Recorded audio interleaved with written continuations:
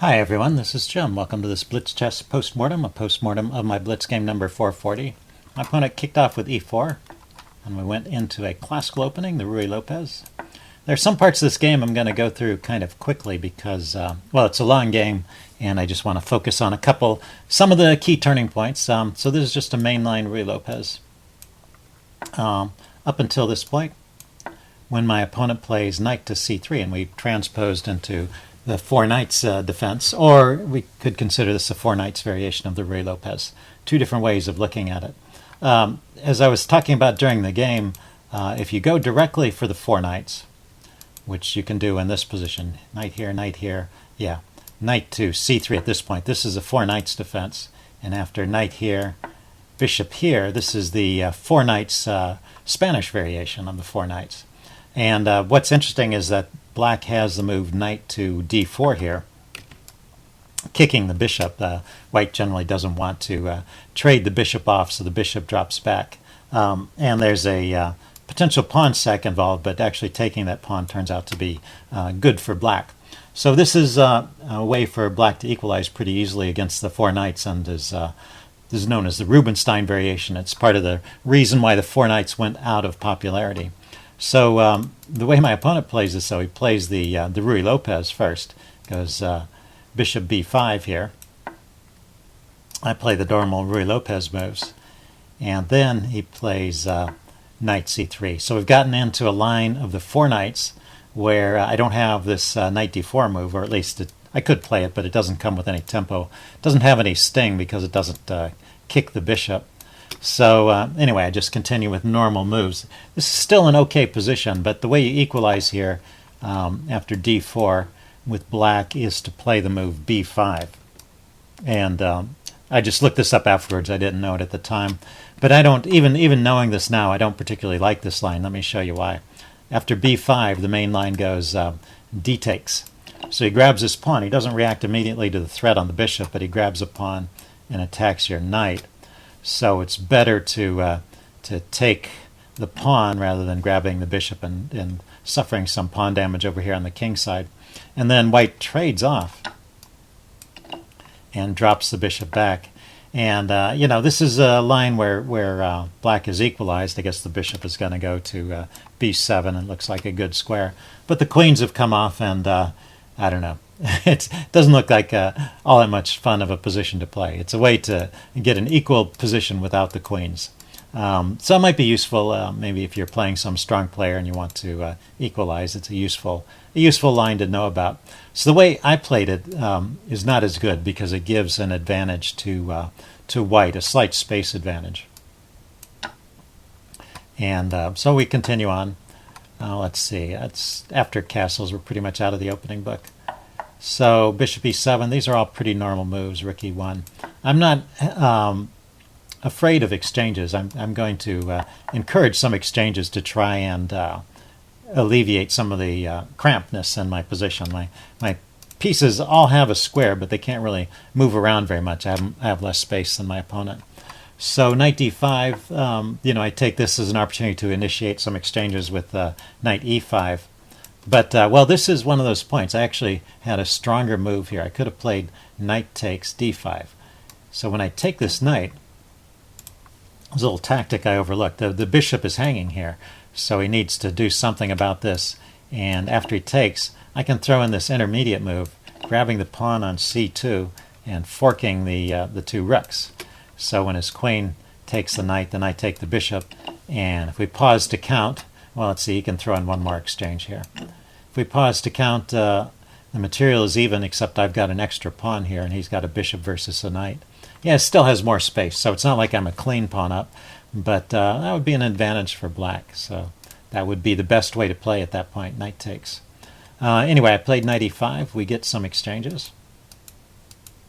And I kick his knight at this point. So I had a tactic in mind, which is something that's kind of interesting to look for in your own games. This is the double pawn push. Push here and here, and then his bishop is trapped. It can't go to this square because of my bishop is guarding it. And even if my bishop weren't here, I still had the move b4 or b5 rather, is a way of trapping that bishop. So this configuration with these pawns and the knight here and the bishop here is actually pretty dangerous for white. He has to watch out for this tactic all the time. So that's why often this a pawn will get moved just to provide a retreat square for the bishop.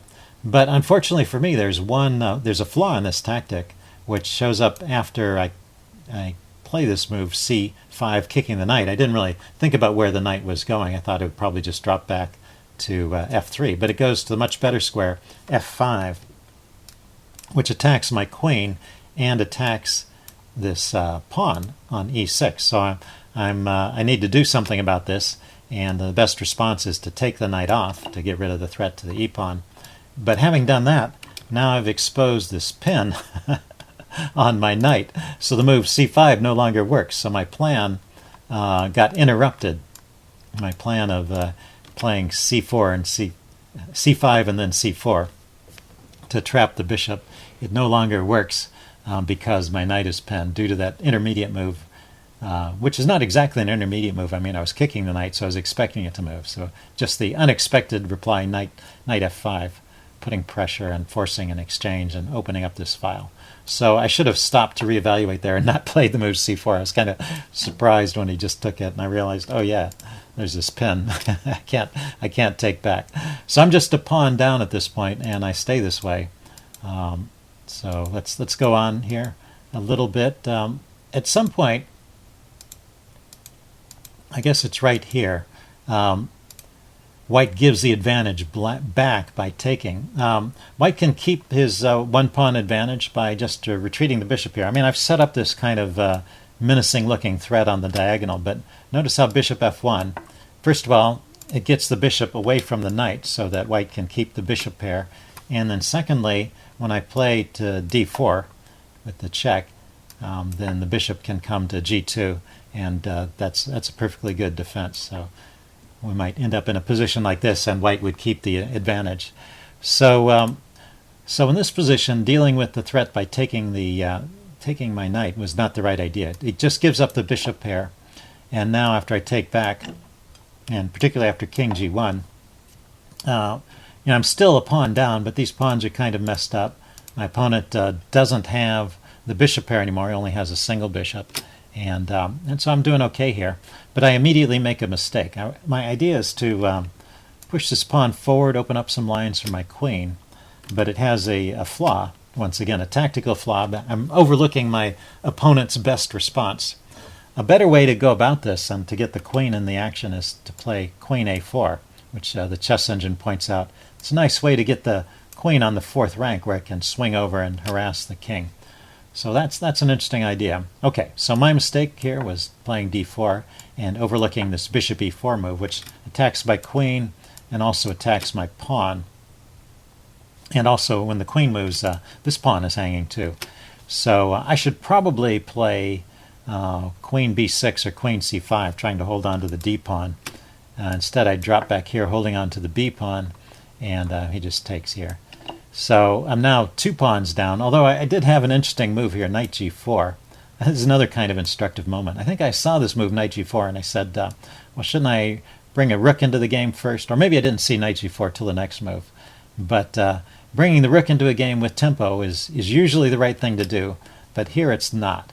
And the reason is, when I bring the rook into the game, the queen drops back to e3, and now the queen is in a position to defend against this threat. Knight g4 and queen g3 defends the h-pawn and attacks my knight and attacks my queen and forces an exchange. And so all of this is very beneficial to white. Getting the queens off is pretty much forced, otherwise I lose a piece. And this should be an easy endgame win. White's now 2 pawns up, an extra pawn on the king side, an extra pawn on the queen side. And yeah, it's just really hard to hold. Okay, so I try to complicate things, but let's just race forward. And he picks up another pawn, and I get a pawn back. So he stays 2 pawns up. And let's go back to the position where the advantage starts to diminish, because at this point he just has to be careful, and he can win this. right here. Yeah, that's his mistake. So there's different ways to proceed. The really interesting way is just to keep pushing that pawn and allow this fork.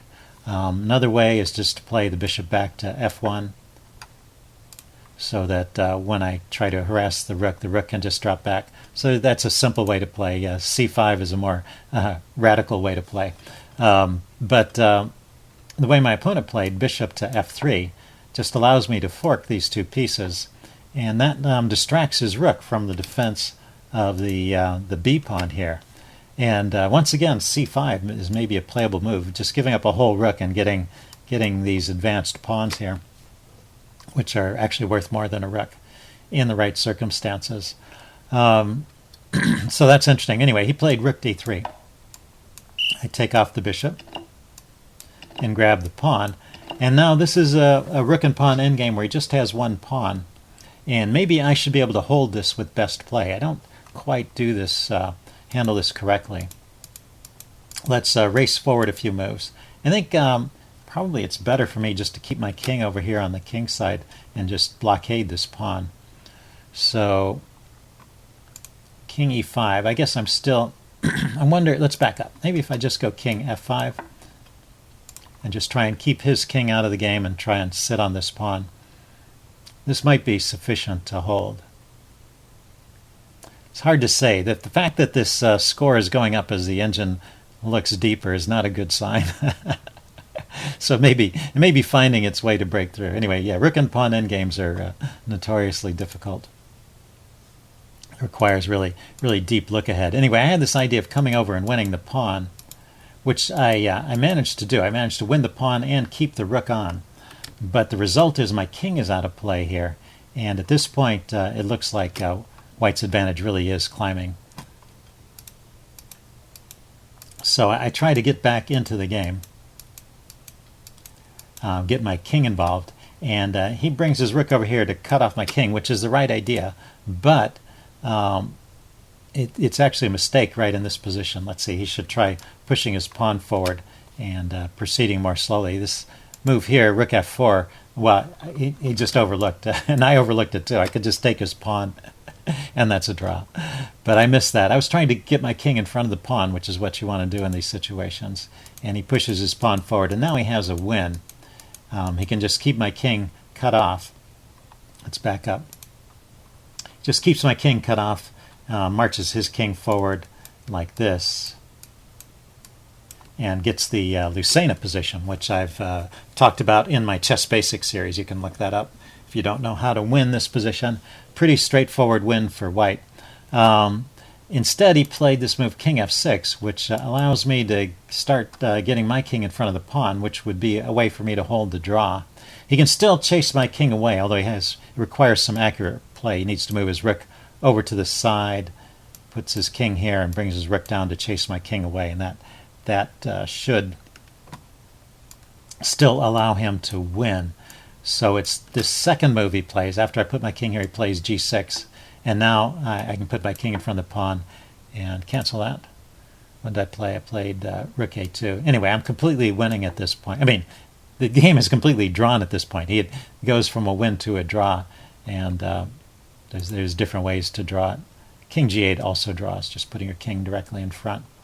I have to be a little bit careful with that because his rook can go to the side and threaten to chase your king away. But whenever his rook goes to the side, you start checking his king from behind. So, for example, king g8, say he goes over here to threaten checkmate, your rook is already behind, so you're in a position to deliver these checks, and his king can't escape the checks. So if he brings the rook back, then you just go back here, and that's a repetition. So that's an easy way to draw. I played my rook over here to a2, and let's just go forward a few more moves. And I drew in this fashion, took the rooks off, and put my king in front of the pawn, and a simple draw from here. Okay, and that's how the game ended. So anyway, interesting game. Hope you guys enjoyed this postmortem. And leave any comments you have in the section below. See you again soon. Bye.